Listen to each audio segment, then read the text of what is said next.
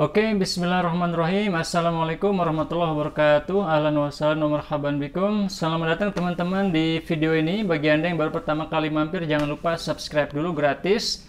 Dan Anda akan mendapatkan update video-video sejarah ya, terutama SKI.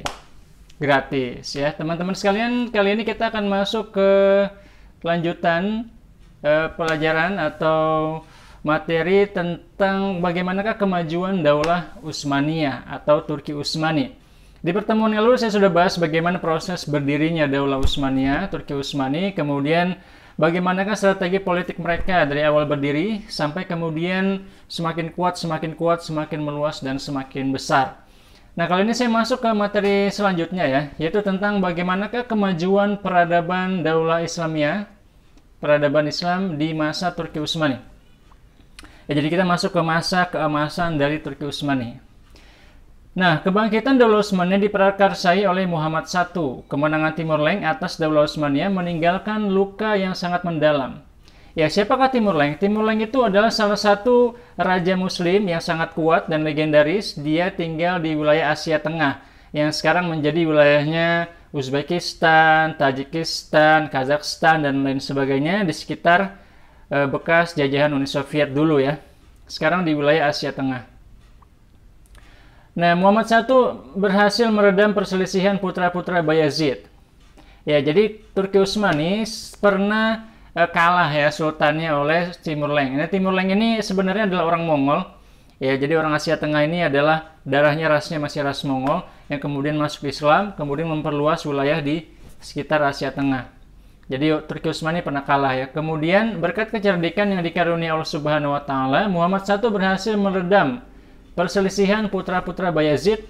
Bisa dikatakan bahwa Muhammad I adalah pendiri Daulah Utsmani periode kedua setelah membawa bangsanya berjuang kembali meraih kejayaannya. Tekad yang kuat Muhammad I mempersatukan seluruh keluarga dan saudara-saudaranya, akhirnya Daulah Utsmaniyah bangkit dan berjaya, melampaui kejayaan yang diperoleh oleh pendiri Daulah Utsmaniyah pada masa sebelumnya. Daulah Utsmaniyah sebagai daulah Islam diakui kembali sebagai penguasa dunia dengan kemajuan peradaban dan ilmu pengetahuan. Di antara para penguasa Daulah Utsmaniyah generasi kedua yang membawa ke puncak kejayaan, pertama Muhammad I.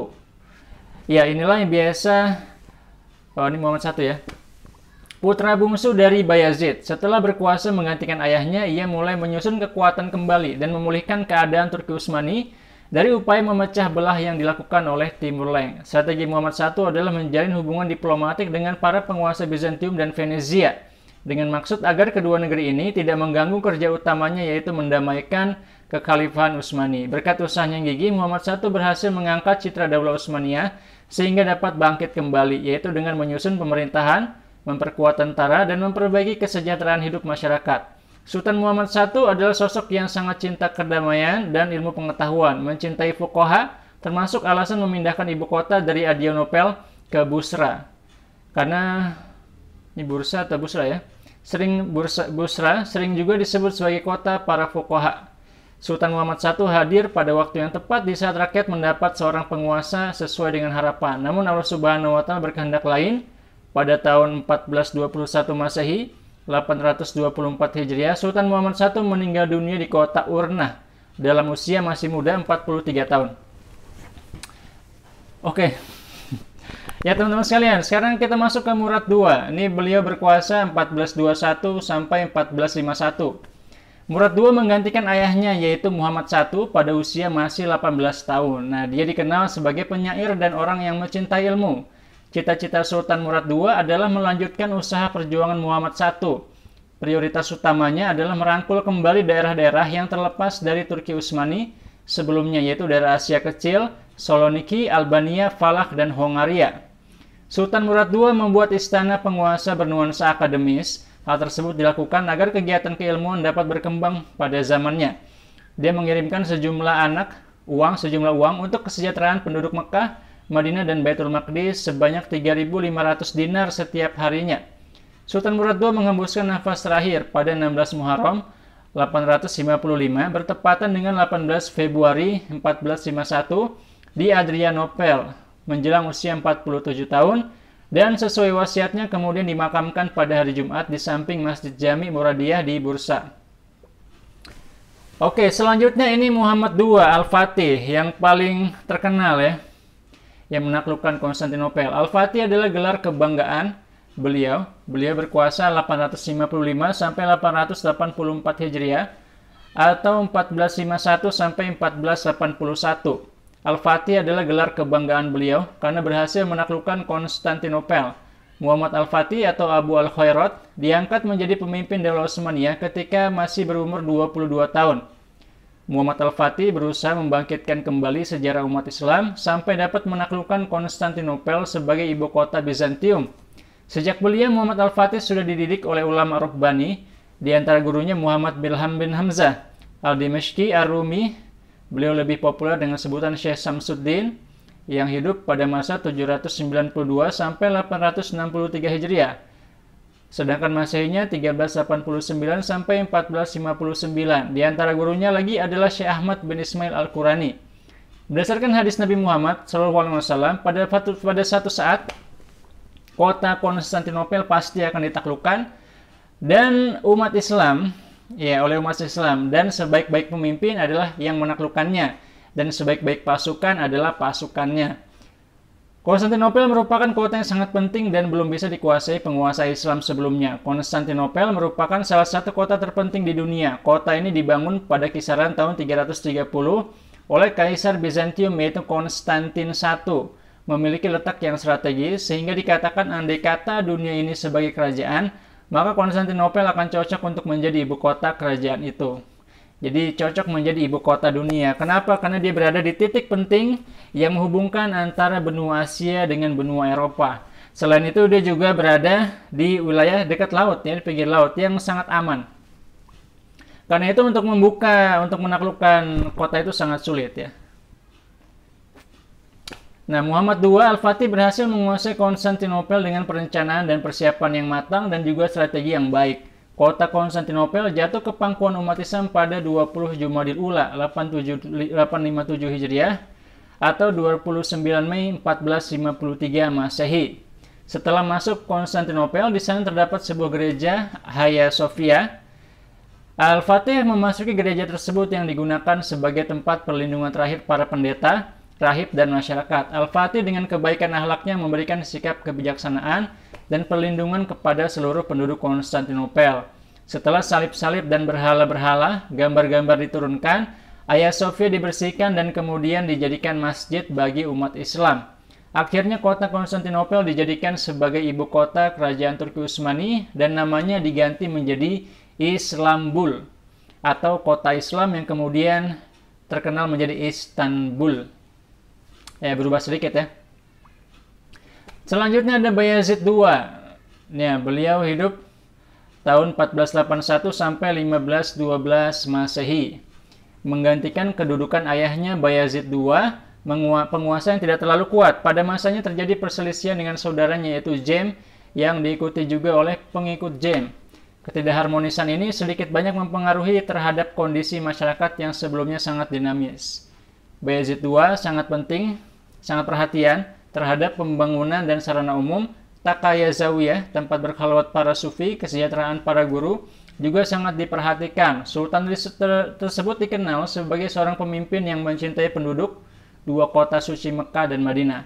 Pada tanggal 18 Safar 918 Hijriah atau 25 April 1512 Masehi, Sultan Bayazid II menyerahkan estafet kepemimpinannya kepada Sultan Salim I. Sultan Bayazid II meninggal dalam perjalanan ke Daimutika. Jenazahnya kemudian dibawa ke Istanbul dan dikuburkan di dekat Masjid Jami yang dibangunnya. Oke, sekarang kita masuk ke Salim I. Nah, ini sangat penting ya. 1512 sampai 1520. Selama menjabat sebagai pemimpin tertinggi, Salim I membuat wajah baru dalam pemerintahan Daulah Utsmaniyah, di mana pemerintahannya banyak kebijakan yang dilakukan dalam bidang kemiliteran. Salim I merupakan salah satu penguasa Utsmani yang paling berhasil dan dihormati, giat dan bekerja keras. Meski masa kekuasaannya terbilang singkat, para sejarawan sepakat bahwa Salim I telah mempersiapkan Daulah Utsmaniyah untuk mencapai titik puncaknya pada masa putra dan penerusnya yaitu Sulaiman Al-Qanuni. Salim I juga seorang pujangga yang menulis puisi dalam bahasa Turki dan Persia menggunakan nama Mahlas Selimi. yang dikumpulkan puisi Persianya masih utuh hingga hari ini. Dalam salah satu puisinya dia menulis, sebuah permadani cukup besar untuk diduduki dua orang sufi, tetapi tidak cukup besar untuk diduduki untuk dua orang raja. Ya, artinya kalau raja itu pengennya sendiri ya, nggak mau kalah ya. Nah, oke. Yang penting di sini yang nggak disebutkan di sini adalah Selim I adalah masa di mana Turki Utsmani yang tadinya hanya merupakan kerajaan Islam yang berada di wilayah Eropa Timur, yang sebenarnya mencakup juga wilayah sebagian dari Timur Tengah ya. Itu mereka memperluas wilayah sampai ke Mesir. Ya, Mesir tadinya dikuasai oleh Daulah Mamlukiyah, tetapi setelah Selim I berkuasa, beliau ini mengambil alih Mesir. Jadi Daulah Mamlukiyahnya dikalahkan, ditaklukkan oleh Turki Utsmani. Nah, maka Selim I ini menimbulkan kontroversi ya di kalangan sejarawan, apakah beliau ini seorang invasi, apakah melakukan invasi, melakukan penjajahan. Apakah beliau ini melakukan penjajahan? Apakah dia ini hanya mengamankan wilayah Mesir ya? Kenapa? Karena wilayah Mesir saat itu memang menghadapi ancaman dari orang-orang Portugis dan Spanyol yang sudah menguat. Mereka ini ingin mengambil alih dominasi di wilayah Laut Tengah. Nah, maka Turki Utsmani mereka menghalau pasukan Kristen yang ingin menguasai Laut Tengah. Karena itulah mereka mengambil alih Mesir. Meskipun ya ada yang menyayangkan hal itu. Kenapa? Kenapa kedua kerajaan Islam ini kok saling berperang, saling menjajah seperti itu. Tetapi dan ini juga nanti yang menjadi titik balik ya. Bagaimana ceritanya Turki yang tadinya itu adalah negara yang bukan khilafah ya berubah menjadi khilafah. Kenapa? Karena Selim I ketika beliau ini tiba di Kairo, nah beliau ini nanti mengambil simbol-simbol khilafah yang tadinya dilindungi oleh Daulah Mamlukiyah ya, yaitu Khalifah Abbasiyah saat itu yang masih berkuasa, yang masih hidup, itu diambil alih nanti khilafahnya oleh Turki Utsmani, terutama oleh Salim I ini yang beliau hidup di tahun 1512 sampai 1520 hingga nanti singkat cerita khilafah pindah ke Istanbul, tidak lagi di Kairo dan tidak lagi dipegang oleh keturunannya Daulah Abbasiyah, tetapi oleh keturunannya Turki Utsmani ya, keturunannya silsilah kerajaan Utsmani. Nah, itulah nanti yang menjadi awal ya. Bagaimana ceritanya Turki itu menjadi khilafah. Dan pemimpinnya sultan yang disebut khalifah. Meskipun istilah khalifah ini belum terlalu banyak digunakan di masa Salim I, baru nanti digunakan di masa-masa akhir kekuasaan Turki Utsmani ya. Tapi sejak saat itu mereka oleh para sejarawan dianggap sah, dianggap sudah resmi menyandang gelar sebagai khalifah dan khilafah sudah pindah ya dari khilafah Abbasiyah pindah ke khilafah Turki Utsmani. Dan saat itu juga menjadi titik penting ya, perubahan sejarah penting, yaitu berakhirnya Daulah Mamlukiyah yang telah berkuasa di Mesir hampir sekitar 500 tahun lamanya, itu hilang sudah ya, berakhir dan digantikan oleh dominasi atau kedaulatan negara Turki di wilayah Mesir. Nah, itu yang hal penting harus kita tahu di masanya Salim I ya. Oke, kemudian kita masuk ke masa keemasan, yaitu di masa Sulaiman Al-Qanuni tahun 927 sampai 974 Hijriah. Sulaiman lahir pada tanggal 6 November 1469 di Trabzon. Sulaiman I atau Sulaiman Al-Qanuni naik tahta pada saat Turki Utsmani mengalami puncak kejayaan. Peristiwa penting di masa kepemimpinannya ialah upaya penyempurnaan Undang-Undang Turki Utsmani. Ia tidak hanya merupakan pemimpin militer yang besar, manusia dari pedang seperti ayah dan kakeknya, merupakan manusia dari pena. Sulaiman Al-Qanuni merupakan legislator ulung, berdiri di depan mata rakyatnya sebagai penguasa berjiwa besar dan eksponen keadilan yang murah hati. Sulaiman I diberi gelar Al-Qanuni, The Magnificent, pembuat undang-undang, karena jasanya meletakkan dasar-dasar hukum bagi Daulah Utsmaniyah dan tentunya yang paling lama memerintah. Kitab undang-undang itu diberi nama Multaqo al-Abhar al-Multaqul Abhur, muara segala samudra. Ketika hukum konun mencapai bentuk akhirnya, undang-undang tersebut dikenal sebagai Konun Utsmani. Undang-undang tersebut diterapkan di lebih dari 300 tahun. Sulaiman Al-Qanuni melakukan pembangunan yang fenomenal. Pembangunan Masjid Sulaiman, 81 masjid jami, 52 masjid kecil, 55 madrasah, 7 asrama pelajar, 5 buah takiyah, tempat pemberi makan fakir miskin, 7 jembatan, 33 istana, 18 pesanggerahan, 5 museum, dan 3 pemandian umum. 33 pemandian umum. Sebuah dokumen yang dibuat tahun 1526 terdaftar 40 kelompok seniman dengan lebih dari 600 anggota. Seniman yang bekerja di istana meliputi pelukis, penjilid buku, penjahit pakaian dari bulu, pengrajin perhiasan, dan penempa emas. Istanbul menjelma menjadi pusat kesenian visual, musik, penulisan, serta filsafat. Inilah periode yang paling kreatif dalam sejarah Daulah Utsmaniyah. Daulah Utsmaniyah pada saat itu telah menjadi kekuatan yang disegani dunia.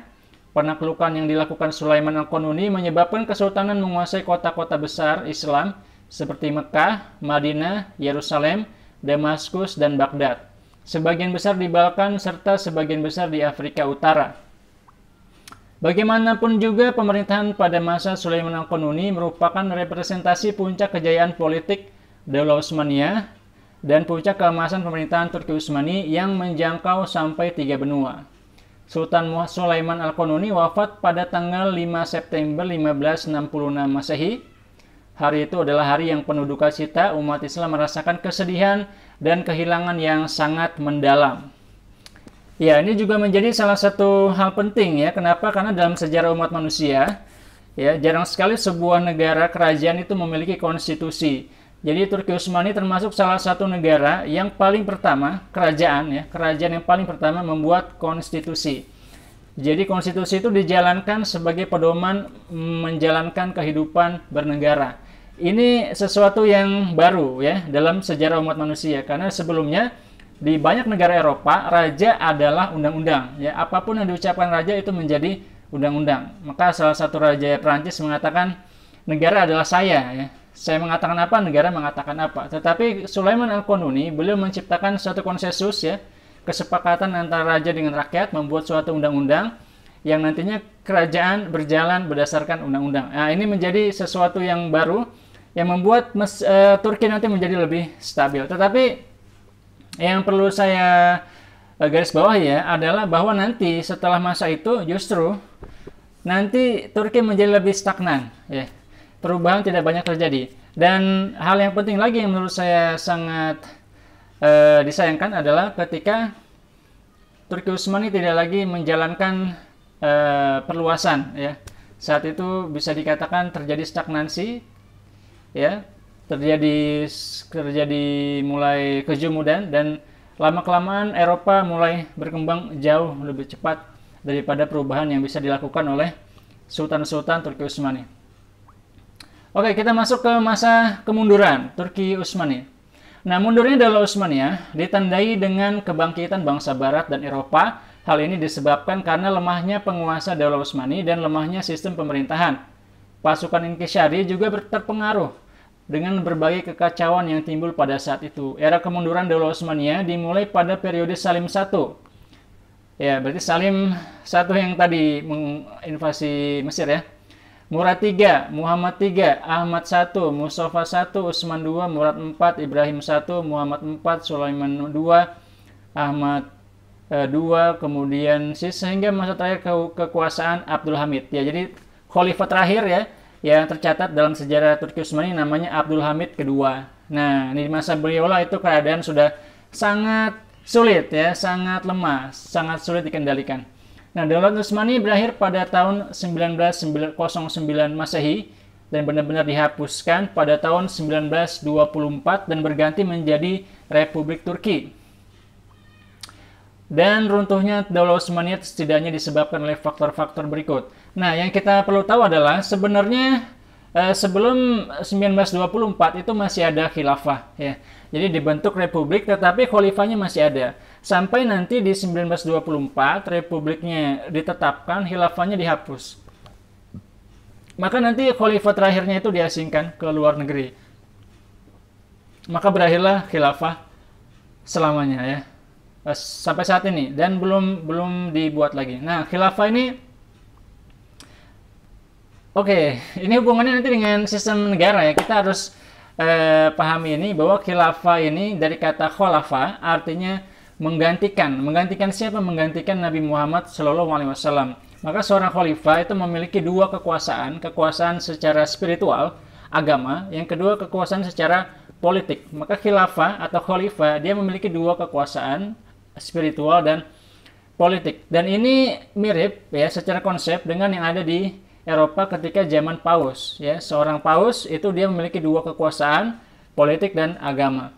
Tetapi di Islam bisa dikatakan lebih terbuka ya, lebih egaliter ya, lebih kooperatif. Nah, cuman nanti di masa saat itu ya, setelah Barat itu berkembang begitu cepat, mereka melakukan ekspedisi ke banyak wilayah baru, ekonomi mereka melesat cepat, kemudian terjadi revolusi industri. Nah, saat itulah umat Islam bisa dikatakan tertinggal, umat Islam tertinggal.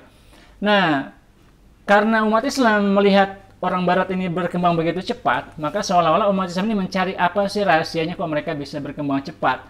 Akhirnya sebagian besar pemikir ya, antara lain ada Al-Afghani, kemudian Muhammad Iqbal, kemudian Muhammad Abduh, berpikir bahwa ada sistem yang salah dalam pemerintahan umat Islam ya. Sistem khilafah ini dianggap tidak lagi bisa mengakomodir perubahan yang terjadi, maka umat Islam mayoritas ingin terjadi perubahan. Maka sistem republik saat itu menjadi sistem yang ingin dicoba oleh umat Islam hampir di seluruh dunia. Maka nanti terpecahlah Turki Utsmani ya, yang saat itu sebenarnya salah satu penyebabnya adalah Perang Dunia ya. Jadi kalau Anda baca sejarah, di awal-awal abad ke-20 terjadi Perang Dunia I. Nah, saat itu Turki Utsmani dia ini bergabung dengan kubunya Jerman ya. Jadi ada Jerman, Turki Utsmani dan satu lagi Hongaria ya.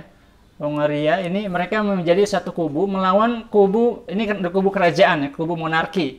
Jadi saat itu Jerman masih monarki, Turki masih monarki, Hongaria masih monarki, berperang melawan negara-negara demokrasi seperti Inggris, Prancis dan juga teman-temannya yang sama-sama republik ya. Nah, nanti singkat cerita kalah.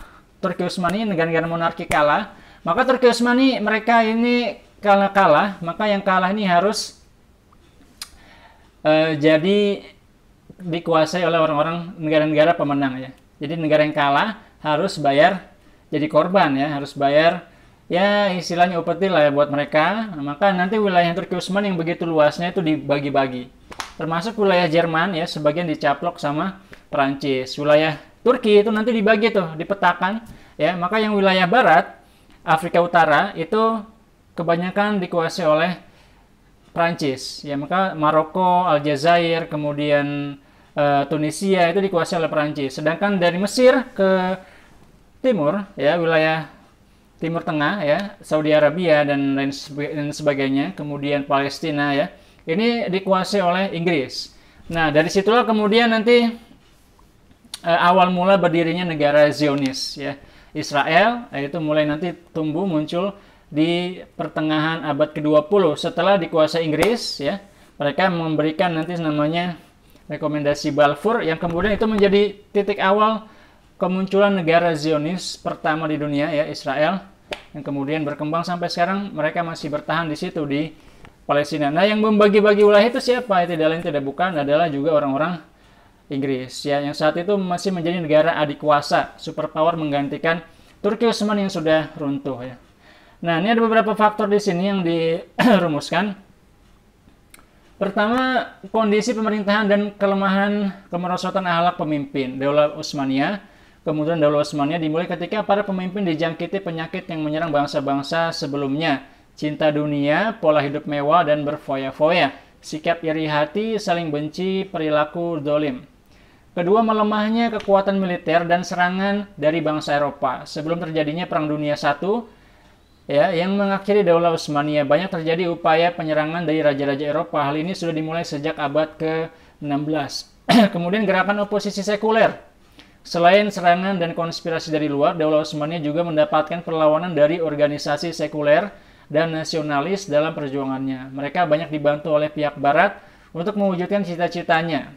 Puncaknya pada tahun 1909 dengan dalih gerakan mogok massal, Organisasi Persatuan dan Kesatuan berhasil memasuki Istanbul, menyingkirkan Abdul Hamid II dan melucutinya dari pemerintahan dan keagamaan. Setelah itu tanggal tinggal simbol-simbol Daulah Utsmani. Oke, ibrohnya pelajaran yang bisa diambil. Pertama, berdirinya Daulah Utsmaniyah merupakan kelanjutan dari Daulah Abbasiyah. Daulah Utsmaniyah mampu melanjutkan estafet kepemimpinan. Yang kedua, Daulah Utsmaniyah telah menunjukkan diri sebagai salah satu pilar penyangga kekuatan Islam. Yang ketiga, kemajuan dalam bidang arsitektur, kesenian, kebudayaan pada masa Daulah Utsmaniyah terbilang sangat maju. Bahkan salah satu hal penting ya, yang masih menjadi tren dunia saat ini, yang dimulai trennya oleh Turki Utsmani adalah warung kopi, ya, coffee shop. Jadi dulu di Turki Utsmani itu ada warung-warung kopi. Nah, hal ini sebelumnya tidak ada di dunia. Kemudian menjadi tren dunia ya, tersebar sampai ke seluruh dunia. Sampai sekarang kita lihat banyak warung-warung kopi ya, coffee shop di mana-mana. Nah, itu dimulai pertama kali trennya di Turki. Salah satu budaya yang kemudian menjadi mendunia ya. Sejarah Islam mencatat kiprah dan perjuangan Sulaiman Al-Qanuni dengan tinta emas sebagai pemimpin muslim tersukses di abad ke-16. Penguasa kekhalifan Utsman ini menjadi pemimpin yang sangat penting di dunia, baik di dunia Islam maupun di Eropa. Daulah Utsmani mulai melemah karena tidak kemampuan para penguasa dalam menjalankan roda kepemimpinan. Gaya hidup yang mewah, berfoya-foya dan berlebihan di kalangan pembesar istana, sehingga banyak terjadi penyimpangan dan penyelewengan dalam keuangan negara.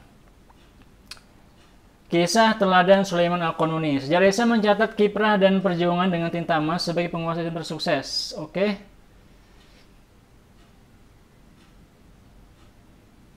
Oke, salah satu upaya penting yang dilakukan Sulaiman Al-Qanuni agar pemerintahannya kuat dan dicintai rakyat adalah dengan memilih gubernur yang benar-benar berkualitas, yang memilih gubernur yang mewakili di setiap provinsi dengan selektif dan ketat. Sulaiman Al-Qanuni sendiri yang turun tangan menyelidiki rekam jejak serta kepribadian calon gubernur. Sulaiman Al-Qanuni pun dikenal sebagai pemimpin yang turut memajukan dan mengembangkan kebudayaan. Ia juga seorang sastrawan yang mencintai seni dan kebudayaan, serta menduduki tahta kesultanan. Selain menduduki tahta kesultanan, Sultan Sulaiman dikenal sebagai salah satu seorang penyair yang hebat. Di bawah kepemimpinannya, Istanbul menjelma menjadi pusat kesenian. Kecintaan Sulaiman Al-Qanuni pada ilmu pengetahuan diwujudkannya dengan mendirikan Universitas As-Sulaimaniyah, sama seperti halnya membangun Masjid Agung Sulaiman. Pembangunan perguruan tinggi itu dilaksanakan oleh arsitek ulung bernama Mimir Sinan. Sultan Sulaiman pun sempat menulis salinan Al-Quran dengan tangannya sendiri. Kini salinan Al-Quran itu masih tersimpan di Masjid Agung Sulaiman. Ya, jadi kalau saya pribadi memandang bahwa sultan-sultan Turki itu orang-orang hebat, ya, hampir semua mereka hebat. Walaupun kalau Anda baca rentetan raja-raja Turki, ada beberapa yang bermasalah ya. Ada salah satu raja Turki yang misalkan punya penyakit gila dan lain sebagainya. Tetapi secara umum kalau Anda lihat mereka kualitasnya luar biasa. Bahkan khalifah terakhir pun ya, Sultan Abdul Hamid itu kualitasnya sangat luar biasa. Perjuangannya demi membela Islam sangat luar biasa. Tetapi memang ini salah satu tuntutan zaman saat itu ya, ketika sistem politik itu tidak lagi bisa membendung aspirasi rakyat, maka terjadilah perubahan. Maka memang perubahan ini sangat penting, maka umat Islam harus selalu belajar ya, harus selalu memperbaiki diri. Meskipun sistem barat pun tidak menjadi sesuatu yang mutlak benar, ya, harus ada sistem Islam di situ. Tetapi umat Islam pun harus melihat bahwa hal yang baik dari barat perlu diambil ya, meskipun itu dari barat, meskipun orang barat itu orang kafir ya, tetapi ada hal baik yang bisa kita ambil ya, kita perlu pelajari juga. Karena sebagaimana sebuah hadis mungkin ya yang sering diucapkan, saya juga belum memastikan, yang bunyinya adalah al-hikmah dholatul mu'min. Ya, hikmah itu adalah barang hilangnya umat mukmin. Dimanapun mereka dapatkan itu adalah miliknya. Maka sebagai, dan ada juga kutipan yang ditulis oleh SBY dalam bukunya Selalu Ada Pilihan. Beliau mengatakan bahwa power tends to corrupt. Kekuasaan condong kepada korup. Hampir semua kekuasaan ya condong kepada korup. And absolute power corrupts absolutely. Dan kekuasaan yang absolut itu korupsinya juga absolut. Ya, kerusakannya juga absolut.